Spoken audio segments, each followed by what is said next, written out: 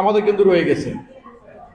আমাদের অনেক বাড়ি আছে যেখানে পুরুষ মানুষ কোনো মেসেজ নিয়ে যেতে পারে না, সেখানে মহিলা মানুষের এন্ট্রান্সটা খুব ইজি।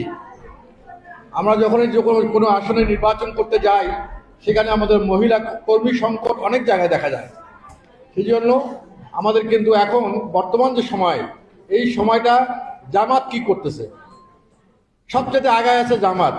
তারা আমাদের এই বিশেষ করে ধর্মভীরু মানুষদের কাছে এমনভাবে তারা উপস্থাপন করছে যে দাঁড়িপাল্লায় ভোট দিলে জান্নাতের টিকিট কনফার্ম। এই ধরনের ভ্রান্ত ধারণা দিয়ে আসলে সাধারণ মানুষগুলোকে মগজ ধরায়। মহিলা মানুষ কিন্তু সহজেই কনভিন্স হয়, সহজেই হয়তো স্বামীর অজান্তেই ওর ওই কথাটা স্মরণ রেখে ও ভোটটা স্বামীর কনসেন্ট না নিয়েই কিন্তু ভোটটা দিয়ে দেয়।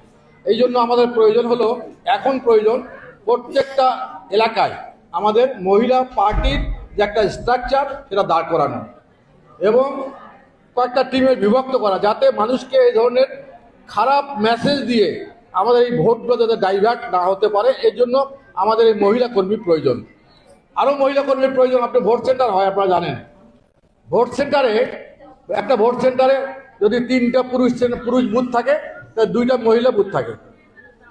আপনি মহিলা বুথে তো আপনার এজেন্ট লাগবে। আপনি যদি একটা নতুন করে নাম করা অবস্থায় মহিলাকে দায়িত্ব দিয়ে দেন ইলেকশনের দিনে, সে কিন্তু সহজেই বিক্রি হয়ে যাবে।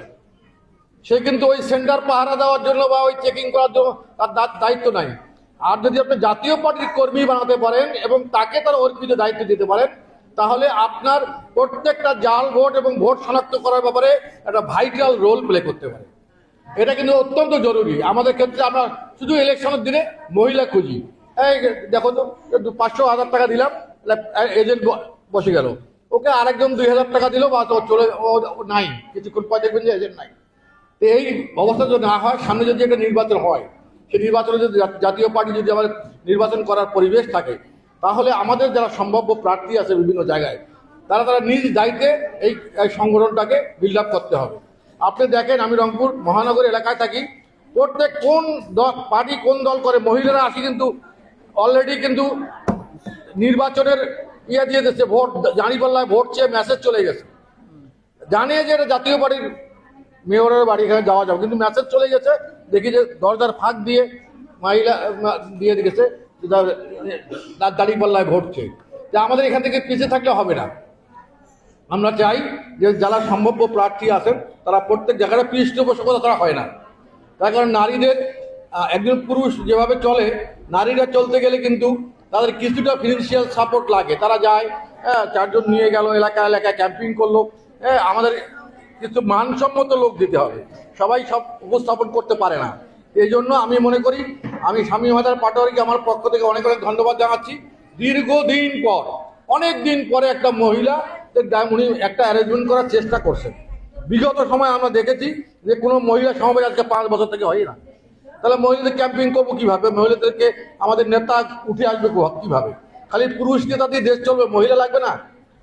তারাও তো অনেকে ইন্টারেস্টেড আছে, তারা তো আগামী দিনের স্বপ্নটা ব্রাইট করার জন্য, সুন্দর করার জন্য স্বপ্ন দেখতে পারে। সাথে সেই স্বপ্ন বাস্তবায়নের জন্য আমার মনে হয় এই মেধা বিকাশের সুযোগ দেওয়া দরকার।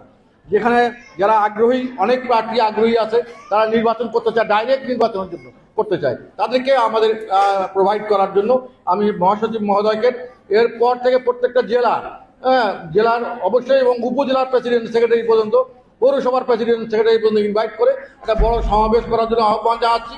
অনেক সমস্যা আছে, আমার মাননীয় চেয়ারম্যান কিন্তু অনেক সাহসিকতার যে বক্তব্যটা দিচ্ছে এখন, এখানে এটা সাহসী বক্তব্য মনে করবো আমি। ওনার নামে মামলা হইতেই আছে, কিন্তু উনি ভয় করতেছেন না যে মামলা হবে, জেলে যেতে হবে, না কি করবে, মেরে তো ফেলবে না, যা হোক দেখবো, সত্য কথা বলে যাব। আগামীতে কি হচ্ছে, বর্তমান সরকারের প্রেক্ষাপট কি, সবকিছু কিন্তু ডিটেলস উনি উপস্থাপন করছেন।